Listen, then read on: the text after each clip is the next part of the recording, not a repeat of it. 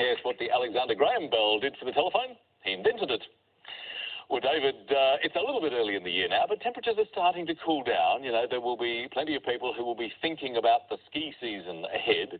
But once they get to those slopes, they do need the right words. You have to have the right words. Even if you can't ski, if you can speak the Nordic language that you may well belong.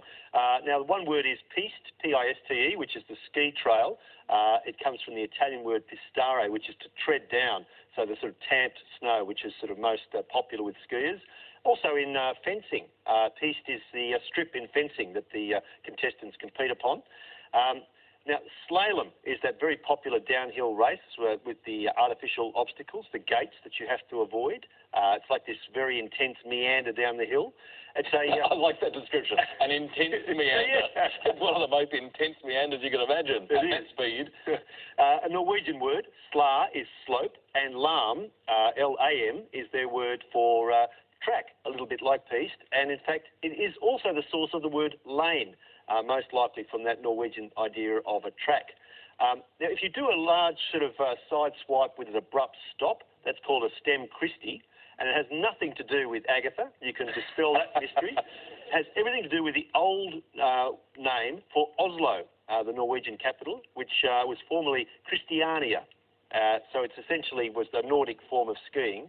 And lastly, a German word. The German word to wag is velden. And velding is, let me get it right, vedeling, W-E-D-E-L-I-N-G, is that very intense switches as you are at high speed. Also a term in skateboarding for the same reason. So it's this idea of coming down a hill even more intense meander than slaloming, and it's that kind of very quick wagging, if you like, down the hill. I wish I could do that. I've been, tried to do that, but never quite got it right. Yeah. Do you actually hit the slopes at all? I do, but no veddling. No veddling. No veddling for me either. No. Thank you, David. Pleasure. So, Rob is on 6, Paul is on 18, and let's get some more letters now from Paul, please.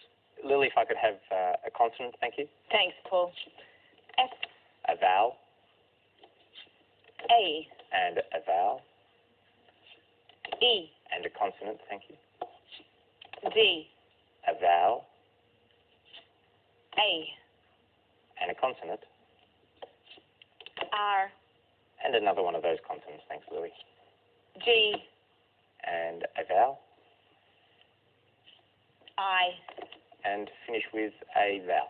And last letter, U. Thank you, Lily. I'll start the clock.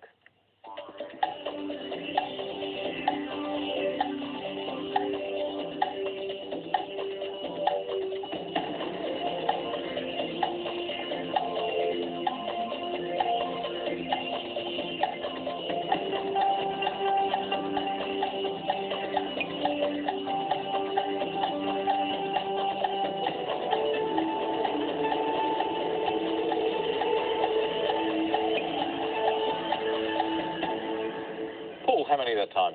I got 6, thank you, Richard. Rob? Risky 7. Okay, we like a little bit of risk. Paul, let's have your 6 first. Surged. And Rob, now I know you've told us that you like a little bit of adrenaline, a little bit of risk, so what's this one? Guided. Sort of like the tracks that something might run along, Dave. Yes, but are they guides, though? That's the question here, for Rob's sake. Let's have a look. Guiders. And guiders is good. There's your adrenaline spike right there, Rob. Good, 7.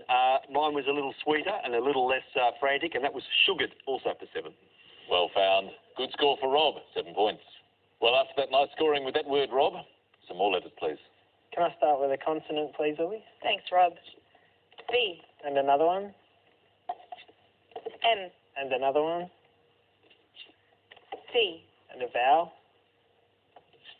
E. Another vowel? I.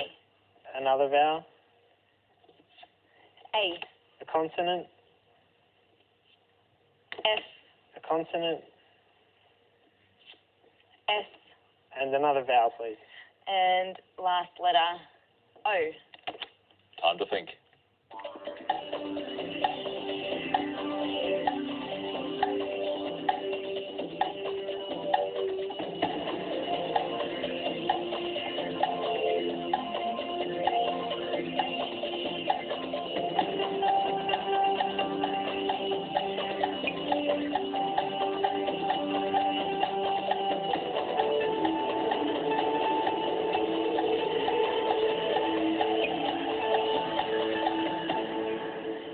you go, Rob?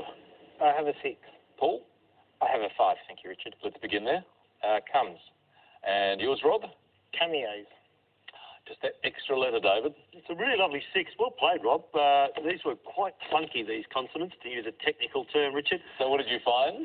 Well, there is amoebic here as a scientific word, and moving away from the snowfields, there's also a surfing word, and that's foamies, F-O-A-M-I-E-S, which are foam boards, essentially.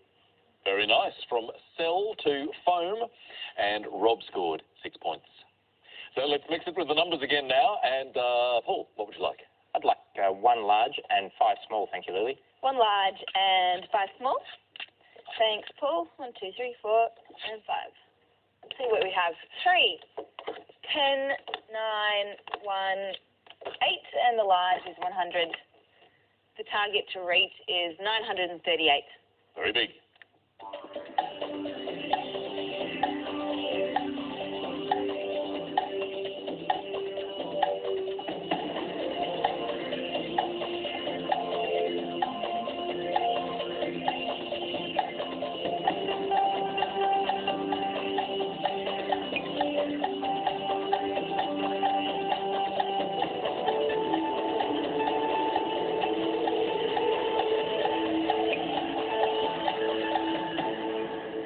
Well, it may have been a big target, but not really that hard to get to. We never know what that random number generator is going to do. You were spot on 938? Yes, Richard, thank you. And you too, Rob? Yeah, on target. Okay, well, tell us what you did, Paul. 100 times 9 to 900. 100 times 9 is 900. Adding then 3 times 10. 3 by 10 is 30. Takes it to 930. Yep. And then adding 8 to 938. 938. So no problems there. Very nice. Direct route. And Rob, same way? Exactly the same. Would you just verify you've done Sure. the same thing? So nice direct solution there, Lily. Any thoughts? Well, I can show you another solution just because this one didn't have any tweakage. I thought you had that tweakage compulsion under control. Well, just this once. Okay, just the one. Then, Yeah, just Lily. the one. 100 plus the 3 by the 9 is 927. Where 11 away, so at the 10 and the 1 is 938. Beautifully done. Nice work, Lily. Rob and Paul also straight to that target. And what a close game we have now. Paul is on 28. Rob is on 29. As we head for our next break, your word mix this time is hide, slop. The clue, a shiny performance. Back after the break.